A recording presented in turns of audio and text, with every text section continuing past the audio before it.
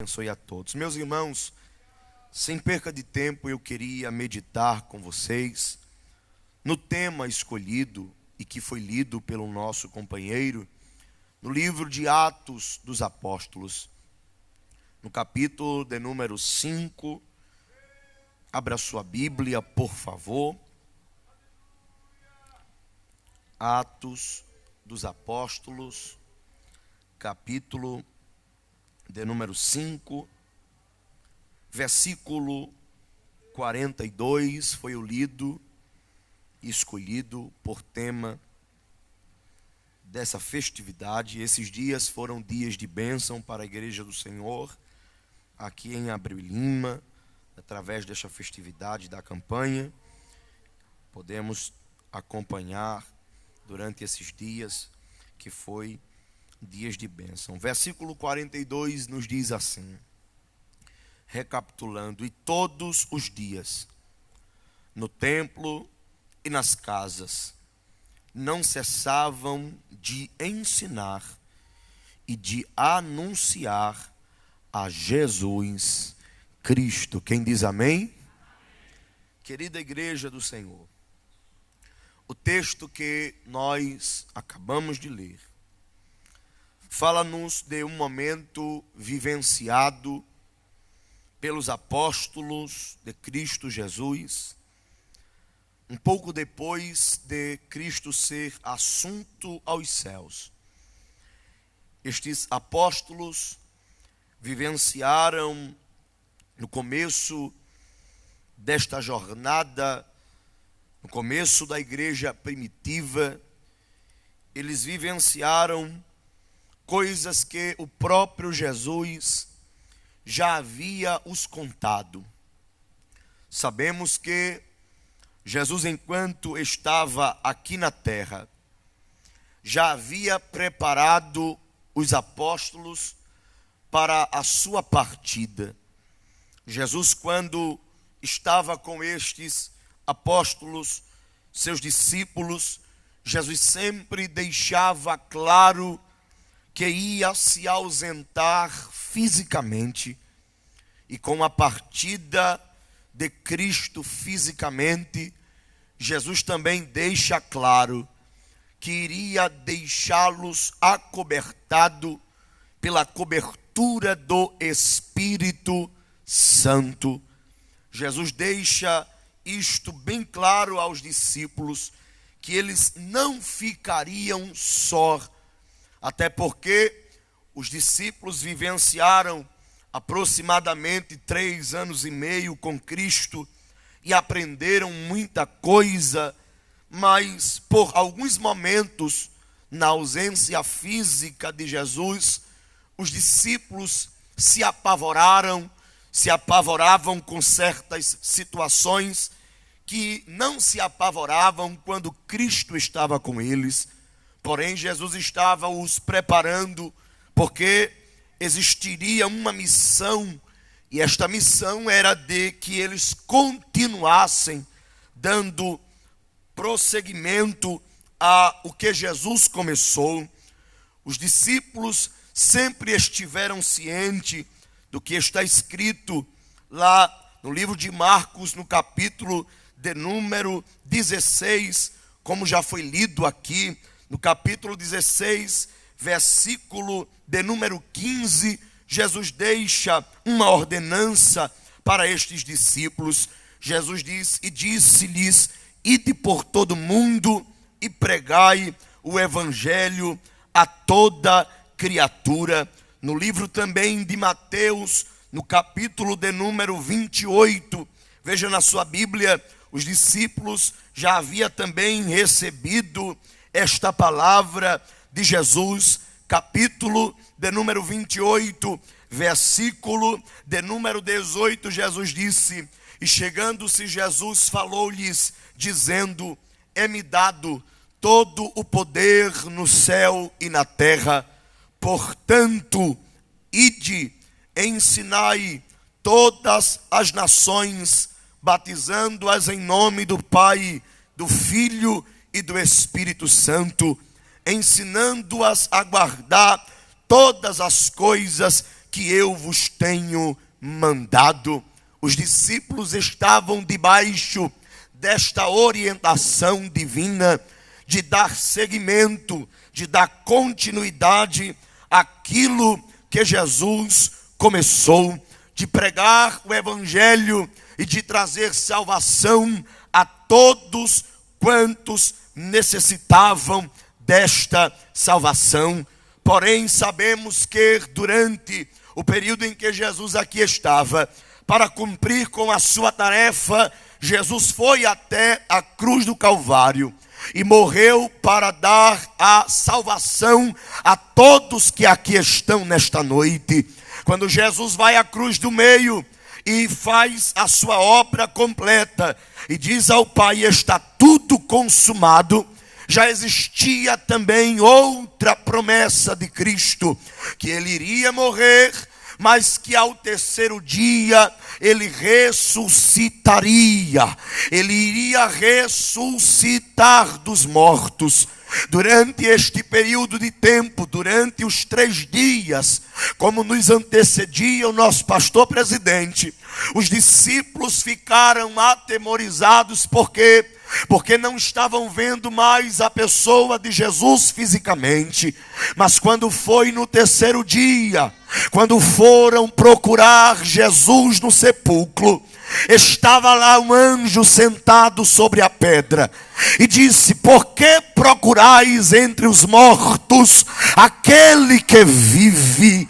Ele não está aqui, ó glória, ele já ressuscitou.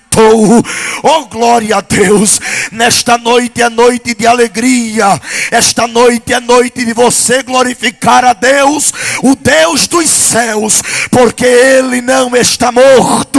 O Deus desta igreja está vivo e está vivo para todo sempre. Glória seja dada ao nome de Jesus. Os discípulos procuraram se refugiar dentro de uma casa e, como já ouvimos aqui nesta noite no capítulo 20 do Evangelho segundo escreveu João, Jesus vai até o encontro dos seus discípulos. E quando Jesus chega, pois, naquela casa, a Bíblia diz que as portas estavam cerradas. Os discípulos estavam com medo dos judeus.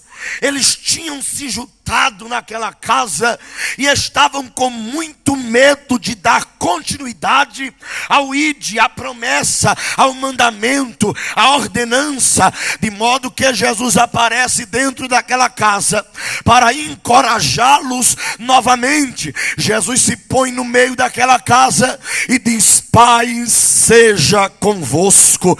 Esta palavra ardeu no coração de quem estava na casa. Por quê, meu presbítero? Porque quando Jesus chega numa casa, ele chega com paz. Quando Jesus chega numa casa, ele chega com alegria. Está entendendo o que Jesus está falando com você nesta noite? Quando ele entrou na tua casa, ele entrou e disse: paz seja convosco. Ele é Deus de paz e ele trouxe paz para a tua vida aqui esta noite. Jesus diz: paz seja convosco. Os discípulos ficam olhando para aquilo. Um não estava no meio da reunião e duvida acerca da volta e da ressurreição de Jesus. De modo que depois de 8 dias Jesus vai lá de novo. Até porque depois que Jesus ressuscitou, o texto vai dizer em Atos que Jesus fica por um período aproximadamente de 40 dias sendo visto e ensinando os discípulos, dando mandamento aos discípulos por intermédio do Espírito Santo de Deus. E eles começaram a receber essas instruções. Jesus aparece de novo lá. E quem é que estava desta vez? Tomé. Quem não quis acreditar, Jesus se pôs no meio novamente, disse de novo: paz seja convosco. conosco, porque Ele, quando chega, traz paz. Eu não sei como você chegou aqui nesta noite, se teu coração está perturbado, se na tua casa há um grande conflito, uma grande perturbação, se o diabo tem tentado destruir a tua família, mas nesta noite o Espírito Santo de Deus te fala através da sua poderosa palavra. Ele é Deus de paz. Leva paz para a tua casa, leva paz para o teu lar. Ele é Deus de paz. Eu estou sentindo Jesus aqui nesta noite, e Ele está trazendo paz para o teu coração aflito. Ele é baracanarasouremeia. Ele está trazendo paz para a alma cansada aqui.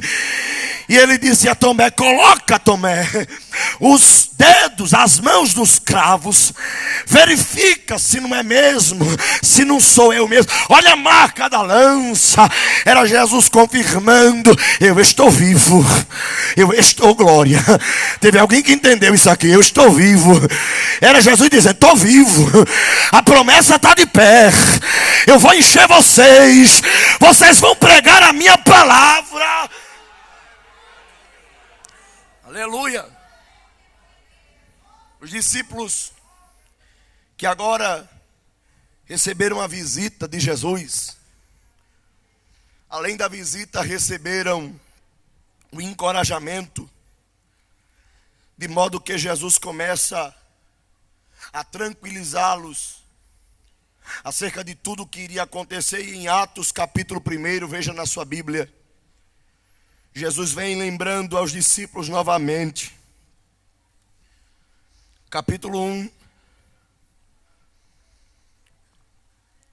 o versículo 3 vai dizer que as quais também, depois de ter padecido e se apresentou-se vivo, com muitas e infalíveis provas, sendo visto por eles por espaço de 40 dias, falando do que respeita ao reino de Deus.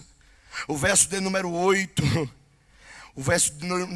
Jesus diz assim: mas recebereis a virtude do Espírito Santo, que há de vir sobre vós, e ser-me-eis testemunha tanto em Jerusalém, como em toda a Judeia e em Samaria e até os confins da terra.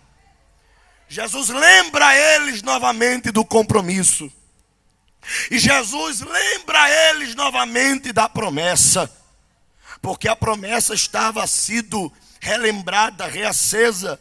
Até porque no capítulo 1, versículo 4, também veja na sua Bíblia: e estando com eles, determinou-lhes que não se ausentasse de Jerusalém, mas que esperassem a promessa do Pai, que disse ele: de mim ouvistes. Por quê? Porque quando Jesus promete, Ele cumpre com a sua promessa.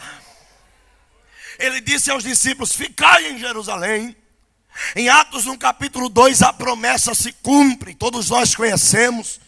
E cumprindo-se o dia de Pentecostes, estavam todos reunidos no mesmo lugar, e de repente veio do céu um som, como de um vento veemente, impetuoso, e encheu toda a casa em que estavam reunidos. Quem foi? Foi o Espírito Santo de Deus, aquele que iria capacitar os apóstolos para levar a palavra de Deus em todas as partes da terra. Até porque, meus irmãos, sem o Espírito Santo, nós não conseguiríamos fazer esta obra. É Ele quem nos capacita, é Ele quem nos fortalece, é Ele quem nos auxilia. Se você pudesse contemplar o quanto o Espírito Santo de Deus está trabalhando aqui nesta noite para te encher, te fortalecer. Porque se dependesse de você, nem aqui você estava mais.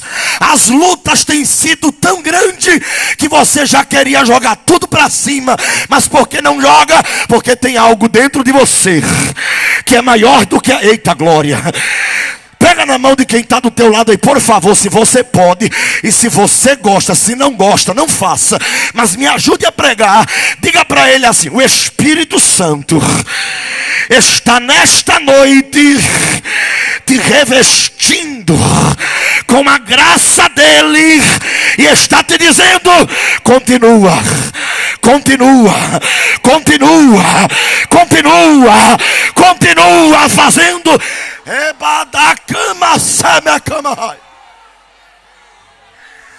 Porque se dependesse de você, você já tinha parado. Se dependesse de alguém, nem por essas portas tu entrava. Se dependesse do adversário, nem aqui você estava esta noite. Mas Jesus disse: foi eu. Foi eu que te chamei. Foi eu quem te escolhi. Foi eu quem te capacitei. E vou te encher. Vou te encher. Tu só faz a minha obra se tiver cheio na minha presença. Sem Jesus, sem o Espírito Santo, os apóstolos não iam conseguir. É tão provável que, quando os apóstolos foram revestidos com este poder, a Bíblia diz que eles se encorajaram. Quem estava dentro de uma casa e não queria sair com medo, chamou um e disse: vamos para o templo. Fazer o quê? A gente vai orar. Oh glória. Porque a obra de Deus, acompanhada com a graça do Espírito Santo e revestida pelo poder da oração, o diabo tem que bater em retirada, irmãos. Oh, aleluia. Se não fosse o Espírito Santo, a campanha não estava fazendo 85 anos hoje. Mas, oh glória, a promessa se cumpriu. Quem aqui foi alcançado já por esta promessa? Quem já foi? O Espírito Santo revestir. É uma coisa linda Deus dizendo assim: vou lhe encher para fazer a minha obra. Porque Jesus não enche a gente para a gente ser melhor do que ninguém. Jesus não enche a gente só para a gente chegar aqui e ficar falando em língua estranha, profetizar e ir para casa. Não, Jesus enche eu e você para a gente passar nas esquinas e ver alguém caído e dizer: Jesus te ama e tem um plano na tua vida e pode restaurar a tua história. Foi para isso que Jesus nos encheu. Eles estavam tão corajosos que um chamou outro e disse: vamos para o templo orar. E no meio do caminho estava um homem sentado junto à porta. Já estava acostumado a sentar ali para pedir esmola. E quando ele pensa que vai receber mais uma esmola, porque era o natural, era o normal, Pedro e João, como nos antecediu o nosso pastor, olhou para aquele homem e disse assim: olha para nós, olha para a gente. A gente não tem prata, a gente não tem ouro. Sabe o que é que me alegra, irmão? É que tem gente que sai na campanha evangelizadora em pleno domingo à tarde, às vezes não tem R$1 no bolso, às vezes não tem um tostão no bolso, mas tem Jesus na vida. E sai feito Pedro e João, cheio de autoridade. E quando alguém pensa que vai receber uma esmola, eles dizem assim: em nome de Jesus Cristo, levanta e anda. Oh glória. Eu estou sentindo Jesus aqui nesta noite. Jesus está dizendo ao meu coração: hoje é noite de fazer milagre na vida de alguém. É através de você, através do nome de Jesus, Deus vai fazer um milagre na vida de alguém. É através de você. Quem pode dizer glória a Jesus por isso? Os discípulos começaram a ser perseguidos por conta da pregação da palavra, por causa deste milagre que aconteceu. Pedro e João foram interrogados, começaram a se levantar, de modo que em Atos capítulo de número 4, veja na sua Bíblia por favor,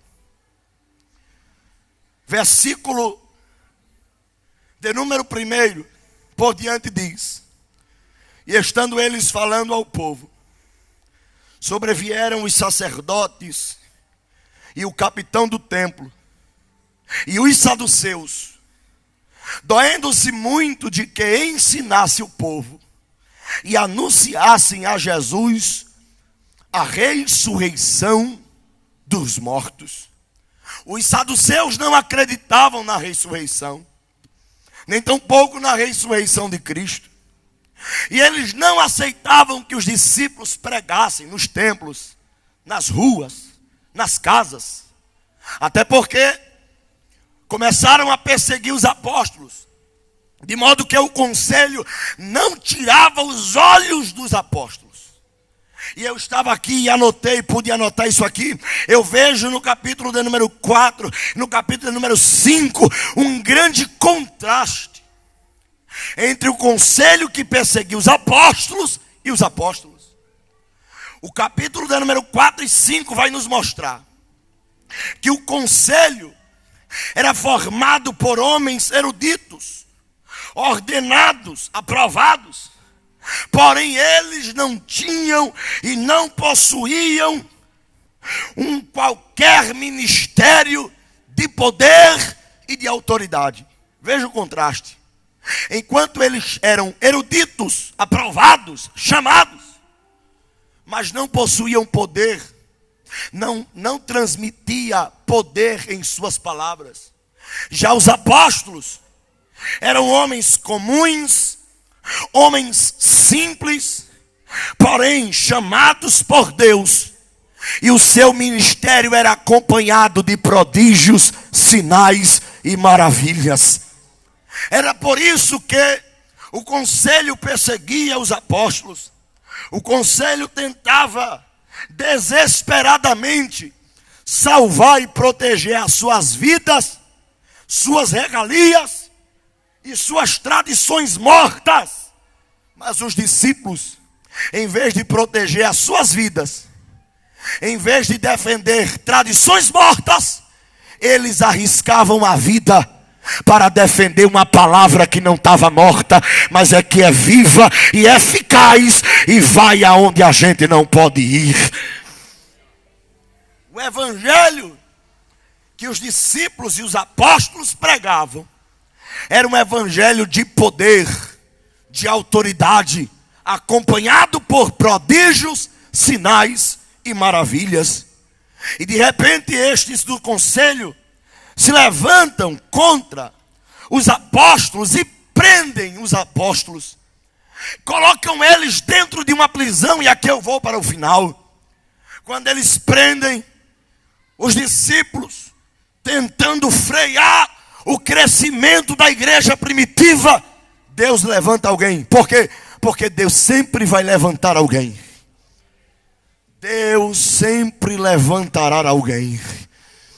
Eu vou dizer isso aqui de novo. Deus sempre levantará alguém para levantar a bandeira do evangelho, para defender a bandeira do evangelho. De uma certa forma, foi este homem que Deus usou. Capítulo 5, veja na sua Bíblia, versículo de número 34. Diz: mas levantando-se no conselho certo fariseu, chamado Gamaliel, doutor da lei, venerado por todos, todo o povo, mandou que por um pouco levasse-os para fora os apóstolos. E disse-lhes: varões israelitas, acautelai-vos a respeito de que haveis de fazer com estes homens, porque o conselho já estava certo para mandar matar os discípulos. Porque antes desses dias levantou-se Teudas, dizendo ser alguém, e este se juntou o número de uns 400 homens, e o qual foi morto, e todos os que deram ouvido foram dispersos e reduzidos a nada. Depois destes levantou-se Judas o Galileu no dia do alistamento e levou a muito povo após si, mas também este pereceu, e todos que deram ouvidos foram dispersos. Aí Gamaliel disse acerca dos discípulos: e agora digo-vos, dai de mão a estes homens e deixai-os, porque se este conselho ou esta obra é de homens, se desfará, mas se é de Deus. Se você entendesse isso aqui, você tinha dado um glória a Deus melhor.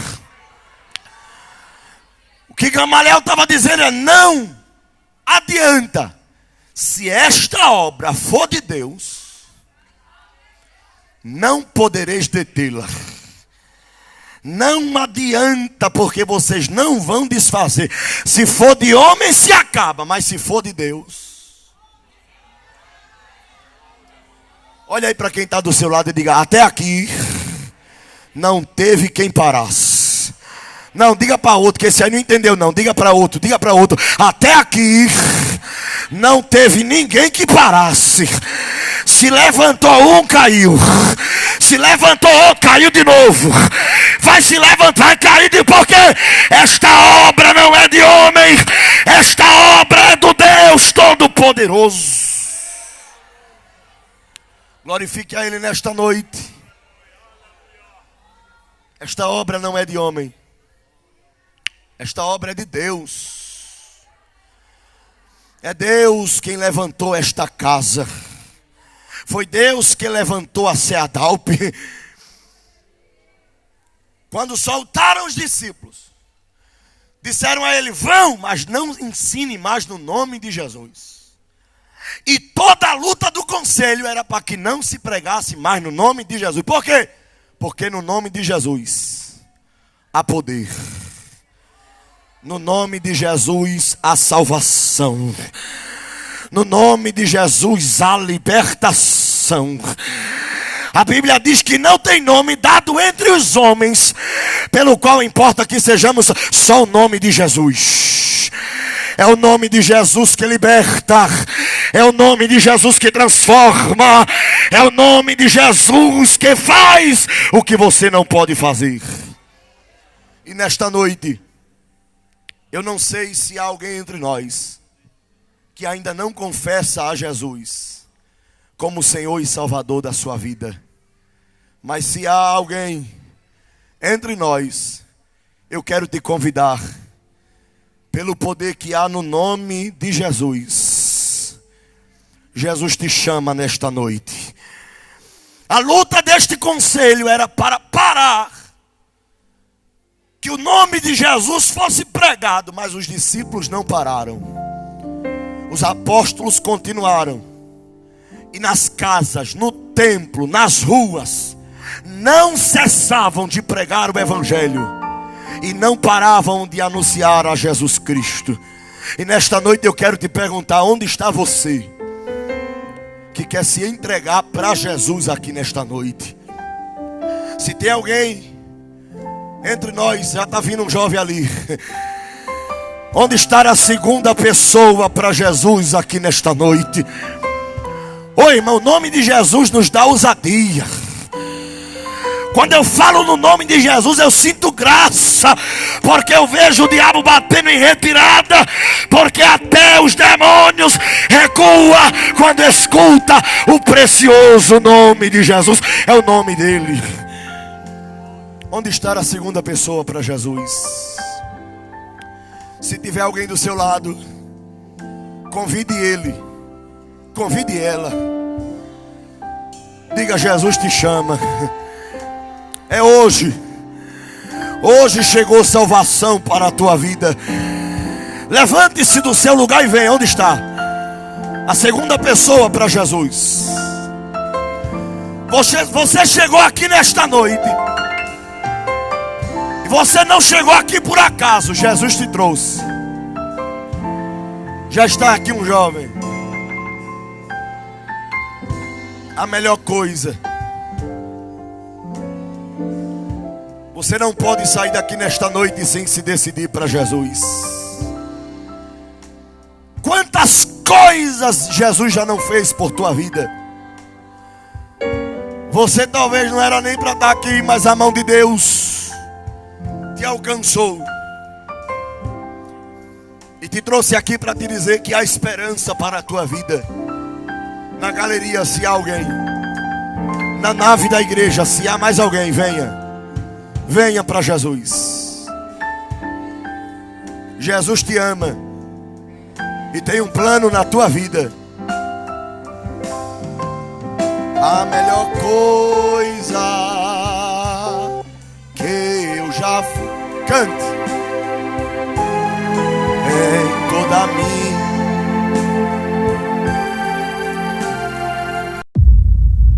Conhecimento é como uma árvore que abriga, oxigena, gera flores e frutos. Mas é preciso, antes disto, cuidar, regar, se dedicar. Toda grande árvore começa de uma simples semente, uma primeira atitude. Faça a sua matrícula no curso Bacharel Livre em Teologia do CT Adalp. Você não precisa estudar todas as noites e pode ter descontos de 25%, 50% e 100%. Invista no conhecimento. Saiba mais sobre os diversos ramos da teologia: bíblica, exegética, sistemática, prática e muito mais. Fale conosco agora mesmo pelo nosso WhatsApp 819-9126-5849. CT Adalp, contribuindo na formação do caráter cristão e capacitando a igreja para o bom desempenho na obra de Deus.